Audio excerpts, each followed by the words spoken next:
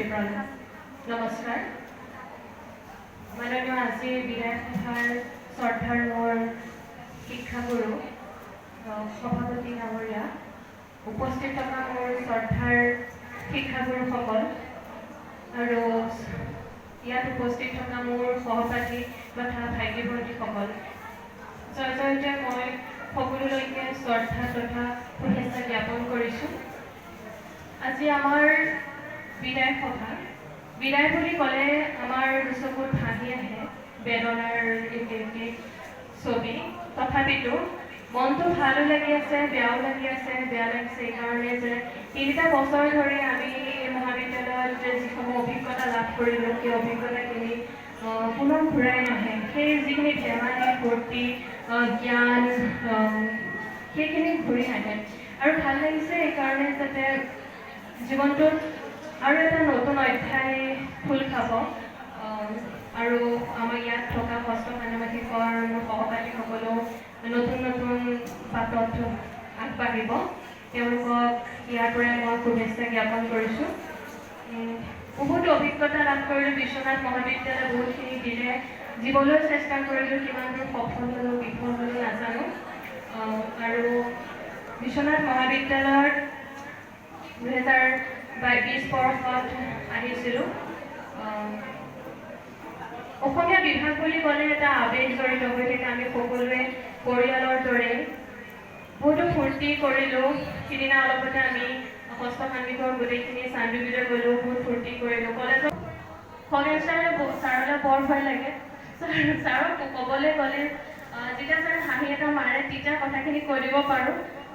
ভয় লাগে, এতিয়া হয়তো আগতো আছিলে, এতিয়াও থাকিব, আগলৈও থাকিব, কিন্তু মিঠা ভৰিৰে বৰ ভাল লাগে।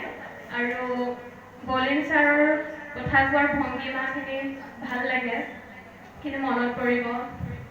ৰাজেশ্বৰ ছাৰৰো কথাখিনি বন্ধুসুলভভাৱে আমাৰ লগত পাতে, মনত পৰিব।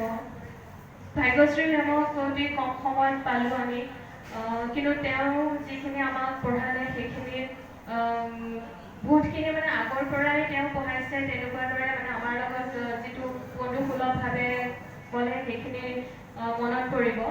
আৰু মানস ছাৰক মই ডেফিনেট পঢ়ি থকাৰ পৰাই পাইছিলোঁ কিতাপৰ ক্ষেত্ৰৰ জৰিয়তে।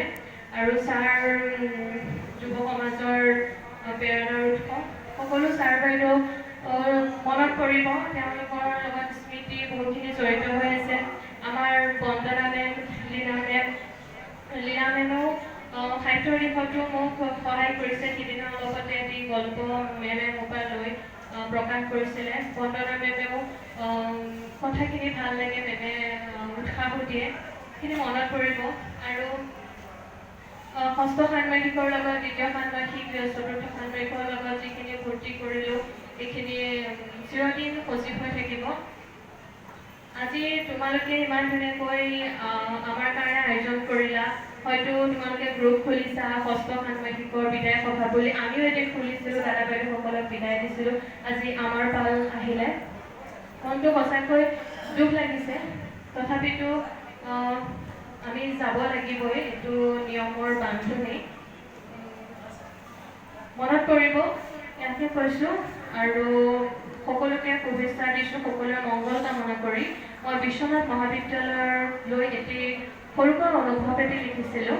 আহিবোৰ পূজত প্ৰাৰ্থনা শব্দৰ প্ৰতিধ্বনিতে মুখৰিত বিশ্বনাথ মহাবিদ্যালয়ত অনুপম ব্যাকুলতা। চিনাকি হোৱাৰ বেলিকাতে অজস্ৰ ঠিকনা, ফুলৰ মালা কথা। জ্ঞানৰ মন্দিৰ সকলো দিশতে হৃদয়ত থিতাপি লোৱাৰ আশা। বাৰিষাৰ এজাক বৰষুণৰ শেষত সৃষ্টি হোৱা প্ৰেম, সেই প্ৰেমত মিঠা গীতৰ গুণগুণনি। ভাৱ হয় প্ৰেমৰ সংজ্ঞা দিবলৈ এজাৰি এজাৰৰ বাবে ৰৈ আছিল। কিছু মনৰ অপ্ৰকাশিত কথাবোৰ বতাহতে ঘূৰি থাকে, আৰু কোনোবা এটা ঋতুত এজাৰে বহুতে সাৱটি ৰাখে। বিশাল মৰ্মৰ এজাৰৰ সুগন্ধি সাৱটি ৰাখে অপ্ৰকাশিত কথাবোৰ। হয়তো কোনো এক সন্ধিক্ষণত আগমন ঘটে অপ্ৰকাশিত মনৰ ব্যক্তিৰ উজাৰি দিয়ে এজাৰে কথাবোৰ। তেওঁ অনুভৱ কৰে স্মৃতিৰ মালা গাঁঠি হয়তো তেতিয়াই এজানে এজানৰ বুকুত কবিতা লিখে হয়তো তেতিয়াই এজানে এজানৰ বুকুত কবিতা লিখে ধন্যবাদ